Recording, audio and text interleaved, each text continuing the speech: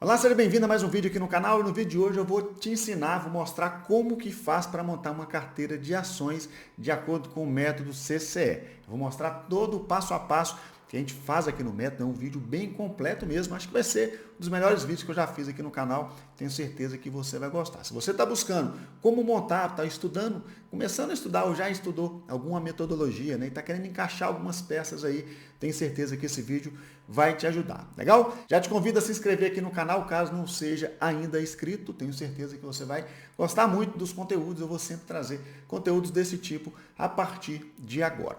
Bom, vale a pena já comentar com você uma coisa importante, né? Não tenha, cada dica que eu der aqui, ou se vocês virem uma carteira montada, por exemplo, a gente vai montar uma carteira daqui a pouquinho, não entendo isso como recomendação, ok? Não é recomendação de investimentos.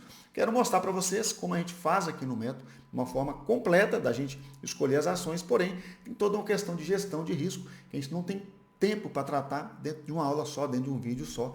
Então, tem toda uma gestão de risco importante ali de fazer com aquelas ações, então não é só olhar ali aquela carteira que vocês vão ver daqui a pouco e sair comprando aí, tá joia? Vou mostrar o passo a passo para vocês, se vocês quiserem aprofundar um pouco mais, vou deixar um link aqui embaixo da nossa lista de espera ou do curso de fato, né, caso estejam abertas as vagas nesse momento, mas se não estiverem abertas, vai ter um link de espera e em breve vai ter vaga para uma turma nova, legal? Então vamos lá, vamos começar a montar então a nossa primeira carteira de ações, de acordo com o método CCE, serão 5 passos, e o primeiro passo é um passo muito importante, ele está antes da gente começar a pensar nas ações, que é um passo em que a gente vai definir qual é o valor que a gente vai investir em ações. A gente, vamos supor, né? Suponhamos que a gente tem ali um capital de 100 mil reais, só para fazer uma continha fácil aqui.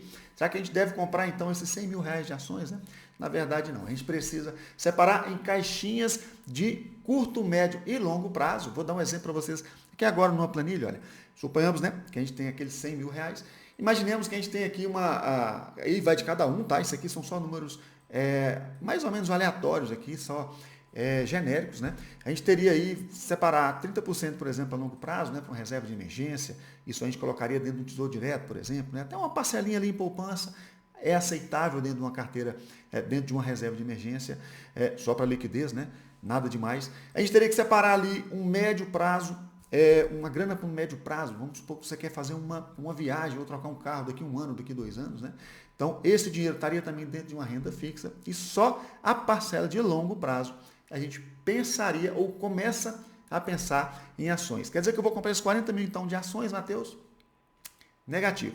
A gente tem agora uma gestão desse longo prazo, né? Então, dentro daqueles 40 mil que a gente trouxe lá daquela planilha, né? Agora eles viram 100%, né, do dinheiro do longo prazo e agora sim a gente vai distribuir também esse dinheiro de longo prazo em algumas caixinhas, né, em algumas classes de ativos, que é muito importante. Renda fixa, ações brasileiras, ações americanas e criptomoedas, né? Essas são as 4 classes de ativos que a gente trata aqui no método Construindo Carteiras Eficientes. Nem todo mundo vai querer criptomoeda, por exemplo, né? Geralmente, né, os alunos estão gostando muito da ideia de ações brasileiras e ETFs e, claro, com certeza, a grande parte do nosso patrimônio, mesmo o patrimônio de longo prazo, vai ficar assim numa renda fixa. Eu vou mostrar agora para você por que é importante a gente pensar também em renda fixa nesse longo prazo. Bom, vou te mostrar agora uma outra planilha em que eu uso para fazer gestão de patrimônio aqui dentro da metodologia e ela vai mostrar para a gente, olha, se a gente colocasse 100% do dinheiro em ações brasileiras baseado no nosso método, né, de ranqueamento personalizado, que eu vou falar dele daqui a pouquinho para vocês. A montagem dessa nossa carteira vai ser baseada nesse método, tá? Mas vamos lá, se a gente pegar aquele 100% daquele dinheiro lá do longo prazo, lembra aqueles 40 mil, e colocasse aqui nessas ações brasileiras, nesses últimos 10 anos, aliás, 10 anos mesmo, desde 2014 para cá. É o histórico que eu tenho dessa metodologia, tá? A gente teria aí um rendimento de 21% ao ano, isso é muito bom, né? Pensando que o Warren Buffett, né, teve uma média de 20% aí nos últimos 50 anos ou mais um pouco, se não me engano. É um rendimento excelente, tudo bem. Porém, olha só, em 2 momentos a gente teve quedas aqui muito expressivas. Olha. 2020, na pandemia, né? E a gente teve uma recessão ali no Brasil, por meados de 2016, né? Antes do impeachment ali, a Bolsa chegou a cair muito. A gente teria caído mais de 40% essa nossa parte de ações. Então, o nosso patrimônio de longo prazo, todo estaria exposto a esse risco, né? Isso é muito, tá? Vou mostrar já já para vocês que a gente consegue melhorar bastante isso. Mesmo que fosse 100%, por exemplo, em ações americanas, tá? Que muita gente está muito famoso agora, né? Todo mundo pensando em ações americanas como se fosse a solução do mundo, né? Na verdade, é uma das soluções do mundo, mas não sozinha. Por exemplo, se a gente colocasse tudo, né? 100% em ações americanas, né? No ETF, IVVB11, claro que tem outras formas de colocar também, mas aqui é só um exemplo, tá? A gente teria até uma rentabilidade um pouco melhor do que aquela do nosso método de ações brasileiras, porém, também uma queda muito grande, de 30%, né?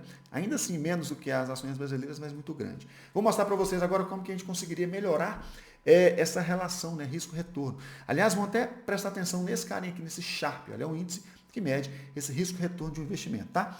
Aqui nas ações americanas, 0,63. Vamos voltar nas ações brasileiras, só para a gente medir isso aqui de novo. Ó. Nas ações brasileiras, 0,56, tá? Quanto maior, melhor esse índice.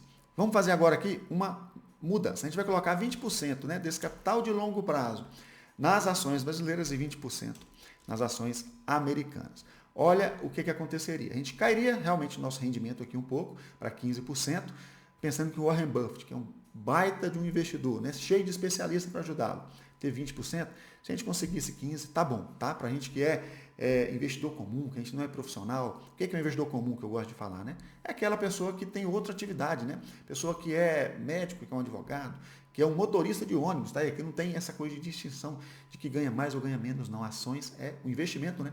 Ele é para todo mundo, tá?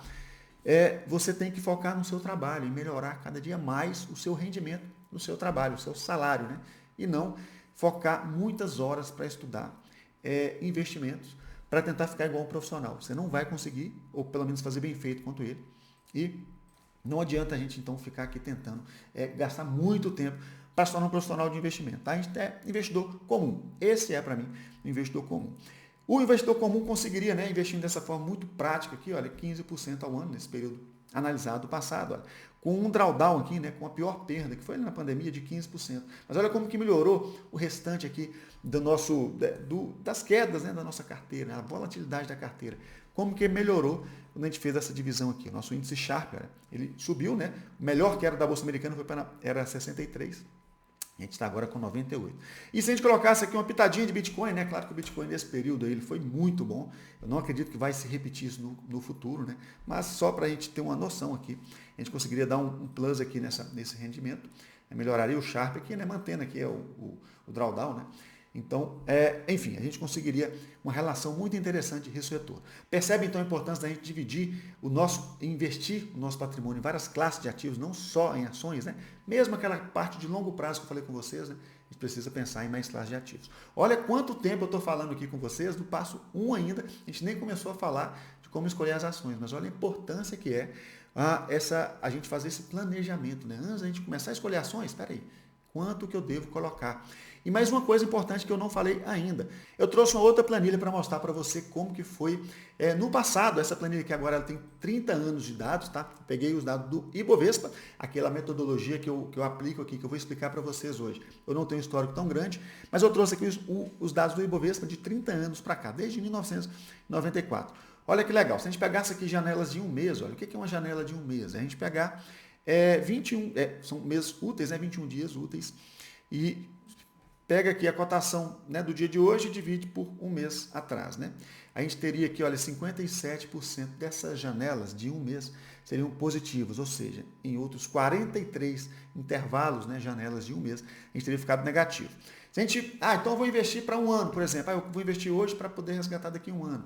65% das vezes a gente ficou positivo, outras 35% das vezes a gente ficou negativo.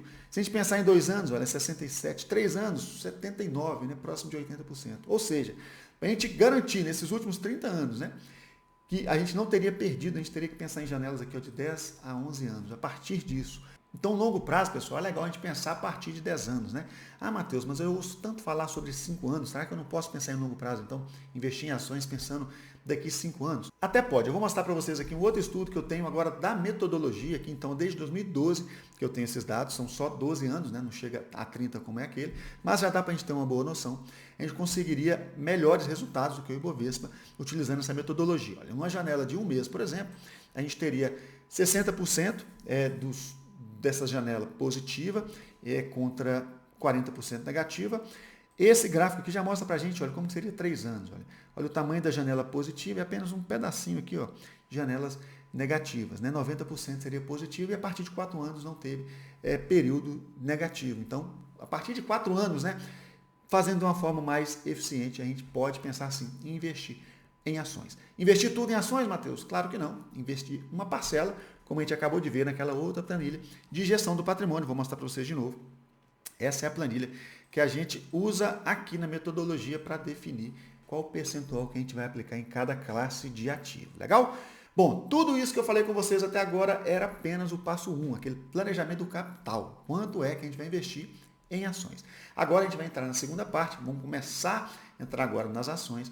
E o segundo passo, dentro da metodologia CCE, né, do método Construindo Carteiras Eficientes, é a gente escolher os ativos através do ranqueamento personalizado. O que é esse método do ranqueamento personalizado, Matheus? Tem um livro, que é esse livro aqui, eu gosto sempre de mostrar. É um livro que eu falo que mudou minha vida, porque eu já estudava análise fundamentalista há muitos anos, cheguei a fazer MBA em mercado de capitais para poder me especializar no estudo de ações, mas era muito conceito subjetivo, era muita coisa solta. E quando eu li esse livro, ele me ajudou muito a transformar em um método objetivo para escolher as ações. O que é que ele sugere? Ele fala o seguinte, vamos pensar nos indicadores fundamentalistas. Né? O que é que são os indicadores? São números que relacionam ali algumas linhas de balanço com linhas de resultado, por exemplo, e a gente consegue saber se uma empresa está barata em relação ao lucro que ela tem, se ela está rentável com relação ao patrimônio dela. Né? A gente consegue analisar se ela está barata, se ela está rentável, se ela está endividada, né? A estrutura de capital da empresa, se ela tem liquidez, se ela tem condição de arcar com os compromissos dela. Os indicadores fundamentalistas trazem essa noção para a gente. O indicador ele é só uma parte, né, da análise fundamentalista. Um profissional que está dentro da gestora, ele faz uma análise completa. Ele pega um relatório, ele esmiuça aquele relatório todo, ele vai analisar o setor. Ele vai ligar na empresa, tentar falar com a direção, tem a parte da empresa que conversa com investidores, né, relação com investidores. Ele vai tentar buscar informações ao máximo ali para chegar numa conclusão se a empresa é boa ou barata. Mas, para a gente, isso é muito complicado, né? A gente precisava de uma forma mais objetiva. E esse livro traz para a gente uma forma de usar esses indicadores que, sim, foi muito rentável, embora a gente precise entender que indicadores fundamentalistas não são suficientes para dizer se uma empresa é boa ou não. Mas eles são, sim, eles trazem uma ideia superficial se aquela empresa é boa ou não. Aí a pergunta era, né? A pergunta que o Joe Greenblatt, no autor do livro, se fez. Será que eu saber o superficial é suficiente para eu ganhar dinheiro na bolsa? Essa era a pergunta dele. Ele fez um estudo e eu vou trazer para você agora o resultado desse estudo dele. Bom, essa parte aqui de cima ó, é o estudo que ele fez. Entre 1988 e 2004, foram 16 anos, né? O S&P 500 teve uma rentabilidade ao ano de 12,4%, uma rentabilidade média, tá? Ele fez um estudo ele pegou 3.500 ações lá da Bolsa Americana, ele fez um ranqueamento escolhendo as 30 melhores baseada em indicadores fundamentalistas. Ele explica lá que ele faz um ranqueamento com as 30 melhores, baseado em 2 indicadores, que era o PL e o ROIC, e ele conseguiria, né, nesse estudo dele, essas carteiras, teriam rentabilidade média ao ano de 30,8%, 2,5 vezes acima da média de mercado.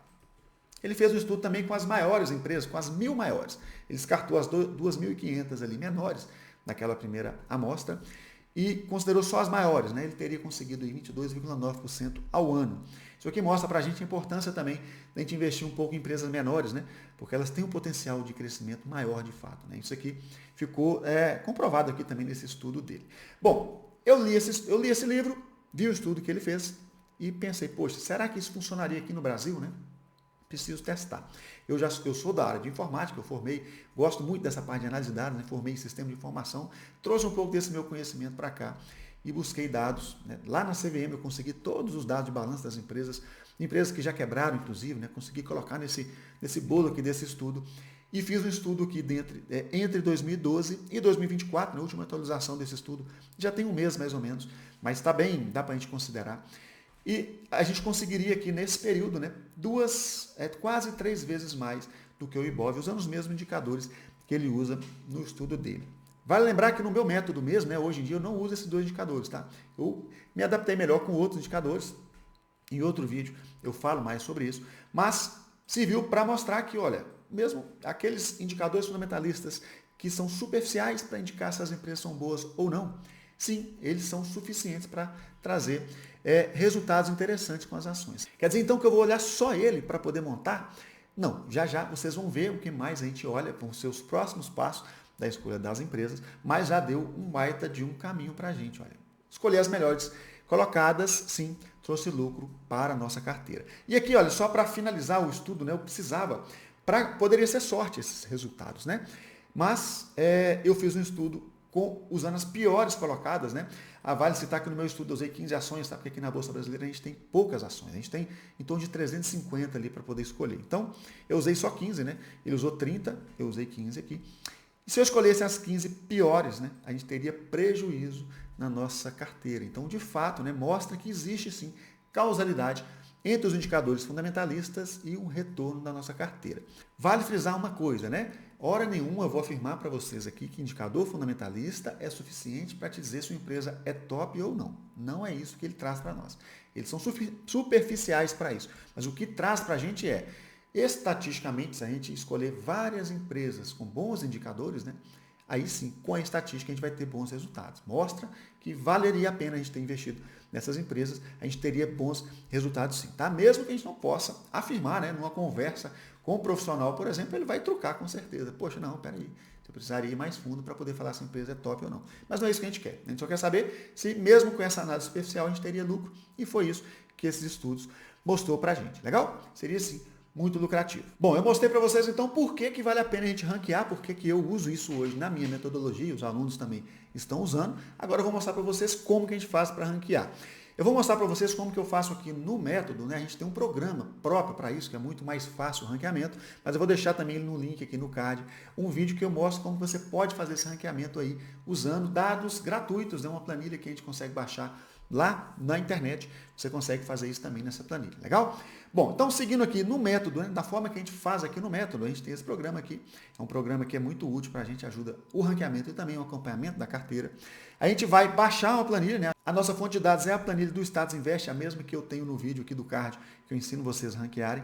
Eu vou só buscar essa planilha e fazer o download, né? Agora eu não vou precisar abrir a planilha mais, basta que eu aqui no programa eu importo essa planilha para ele. Bom, aqui eu já importei a planilha, o programa já ranqueou para a gente, baseado nos indicadores que eu escolhi aqui do lado. Olha, eu posso escolher os indicadores que eu quiser. Aqui eu tenho 6 que eu gosto de usar para as empresas em geral. As empresas financeiras, elas não têm tantos indicadores disponíveis para a gente. Vou dar um exemplo para vocês, olha, por que a gente precisa fazer isso. Olha. Quando a gente pega aqui uma empresa financeira, olha o Banco do Brasil aqui, ela não tem vários indicadores, olha, só tem alguns, tá vendo? Olha. PL, PVP, Dividend Yield e ROI são 4 indicadores que são comuns entre os bancos, entre as empresas financeiras. Então, por isso, eu faço esse ranqueamento dessas empresas de forma separada, fica aqui embaixo separado. E eu gosto, dentro da minha carteira, usar 20% de empresas financeiras, 80% do restante dos segmentos. Legal? Aqui eu consigo fazer também filtros de liquidez, de patrimônio. Aqui embaixo eu escolho se eu vou colocar aqui ações, ETF de ações americanas, ETF de criptomoeda, isso aqui já é um outro assunto.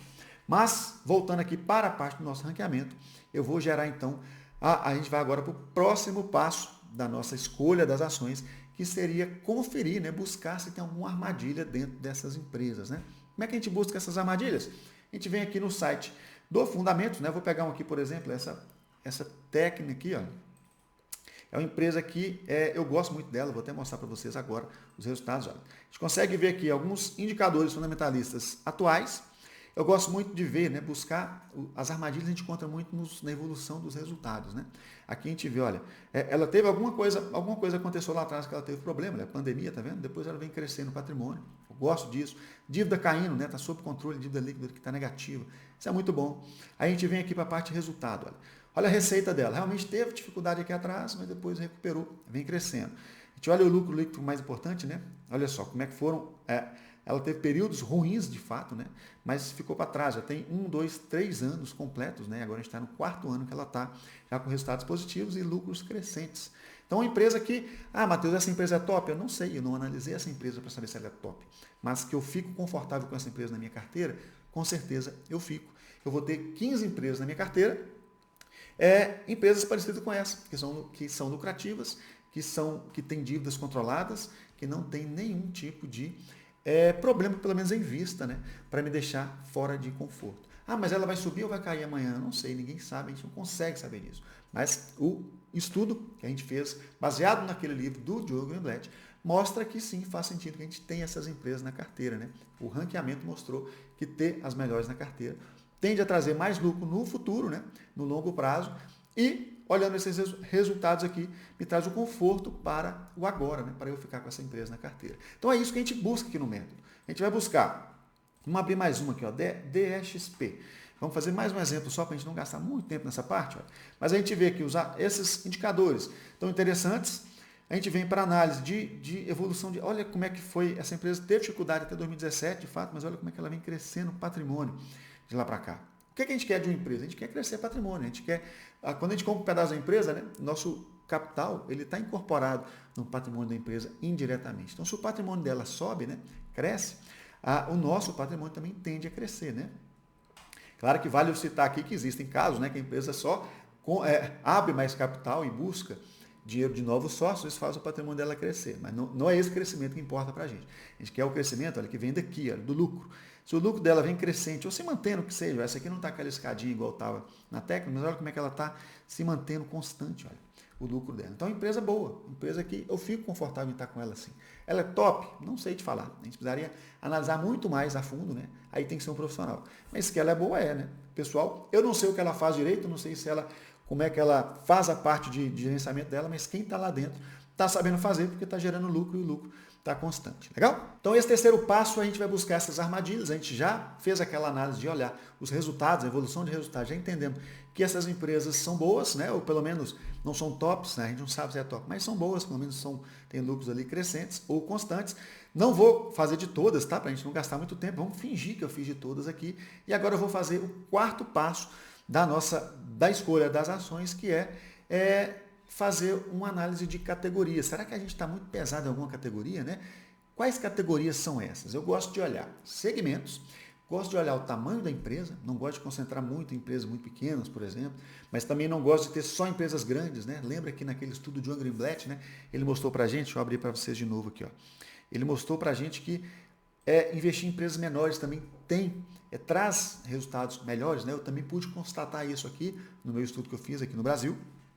Então, eu não quero me concentrar tanto em empresa pequena e também nem tanto em empresas grandes. Eu quero ter equilíbrio nisso, né? Esse é o tipo de coisa que eu olho. Liquidez, eu gosto muito de analisar a liquidez. Será que a gente pode ter uma ou outra empresa com baixa liquidez, mas a gente não pode concentrar muito a nossa carteira em empresas pouco líquidas, né? Isso aí vai fazer a gente ter dificuldades na hora de comprar, a gente acaba tendo que comprar mais caro e também na hora de vender, se a gente precisar vender, a gente pode ter que vender mais barato. E aqui no programa a gente consegue ver isso de uma forma muito fácil. Eu tenho aqui uma carteira prévia que eu gero. Eu falo prévia justamente porque agora eu vou analisar essa parte de categorias e aqui ele mostra pra gente, olha, a nossa concentração em segmentos. Aqui eu estou com o maior segmento, maior concentração, tem minerais metálicos e incorporações. E bancos também, estou com 13%. Para mim é super tranquilo, eu não gosto de passar de 20%, mas até 20%. Eu me sinto tranquilo. Há empresas com patrimônio abaixo de 5 bilhões, por exemplo. Eu não gosto de passar de 50%, eu acho que fica muito concentrado. Então aqui eu poderia fazer um ajuste. Olha. Não vou fazer para a gente não gastar tempo, mas essa é a ideia, tá? De analisar se a gente está muito concentrado em empresas pequenas ou empresas grandes que sejam, né? Então aqui eu analiso essa parte de tamanho da empresa e aqui eu analiso a parte de liquidez. Não tem nenhuma empresa, olha, a liquidez está sempre acima de 500 mil, até porque eu fiz esse filtro aqui atrás, acho que eu não mostrei para vocês, olha. Eu estou só olhando empresas acima de liquidez de média diária acima de 500 mil e patrimônio acima de 100 milhões. Eu poderia também escolher empresas maiores, né? Já filtrar aqui, mas eu gosto de deixar 100 milhões e depois ir filtrando por aqui as outras, tá? Bom, aqui também tem uma parte que eu gosto, eu não comentei, mas é outro tipo de categoria que eu gosto de analisar, de escolher, é a governança, né? O nível de governança. Existe o nível básico, né? Nível 1, 2 e novo mercado, que é o maior, né? O principal. Eu até aceito, dentro da minha carteira, uma ou outra empresa de nível básico, mas eu até recomendo para os alunos, né, que a gente está estudando, que comece com empresas de pelo menos nível 1 para cima, né? Nível 1, nível 2 e novo mercado. Evitem aquelas de nível básico. Tá? E com o tempo a gente vai melhorando isso, assim, abrindo um pouco mais o leque, né? Quando a gente vai ficando mais experiente, a gente vai aceitando um pouco mais algumas diferenças, né, daquele padrão. Mas dentro de um padrão, eu acredito que vale a pena, principalmente para quem está começando, investir apenas em empresas de nível 1 para cima, tá? Nível 1, nível 2 ou novo mercado, que é o melhor mesmo. Aí, de fato, novo mercado é top. Bacana. Então, aqui a gente chegou nessa carteira prévia, depois de eu aprovar, né, desse passo 4 aqui, ó, aprovei essas minhas ações aqui na parte, pelo menos, de números, né, a parte estatística, né, vinda lá do banco, do ranking, desculpa, e a parte de categorias. Resta, então, um último passo, né, um quinto e último passo, que seria conhecer a empresa, né? Depois que passa por todos aqueles filtros, eu quero saber agora o que essas empresas fazem, para eu saber o que as empresas que eu vou ficar sócio, né, o que elas fazem. Aí eu entro no site delas e busco notícias como, informações como o que ela faz, há quanto tempo ela já existe. Poxa, o Banco Brasil, por exemplo, empresa que tem mais de 200 anos de história, passou por várias guerras mundiais, né? A chance de um Banco do Brasil quebrar é muito menor do que uma empresa muito nova, né? Então, isso que eu vou buscar ali. Eu não vou buscar uma análise mais completa sobre a empresa, porque, poxa, isso aí é coisa para profissional. A gente que não está ali o dia inteiro trabalhando com aquilo, discutindo com pares, né? Discutindo com colegas o que eles acham sobre as empresas, a gente não vai conseguir fazer análises tão complexas, né? Então, a gente não precisa analisar demais, né? Na minha forma de enxergar, é assim que eu ensino para os alunos. A gente já está amparado por um ranking, né, que tem estudos que provam que funciona.